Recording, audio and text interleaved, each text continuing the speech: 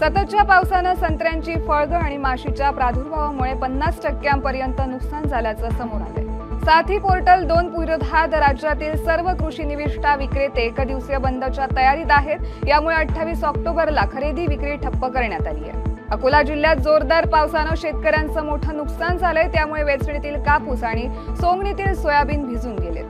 जालना जिल्ह्यात जोरदार पावसानं कापूस व द्राक्ष पिकांचं मोठं नुकसान झालंय। शेतकऱ्यांकडून तातडीनं मदतीची मागणी करण्यात आली आहे। नागपूरमध्ये बच्चू कडूंचं संपूर्ण कर्जमाफीसाठी महाएल्गार आंदोलन 28 तारखेला करण्यात येणार आहे। कर्जमाफी होईपर्यंत आंदोलन मागे घेतलं जाणार नाही असा इशारा त्यांनी दिलाय। नाशिक जिल्ह्यात मान्सून नंतर अतिवृष्टीचा तडाखा बसल्याचं दिसून येतंय, त्यामुळे द्राक्ष, कांदा, सोयाबीन आणि कापूस पिकांचं मोठं नुकसान झालंय।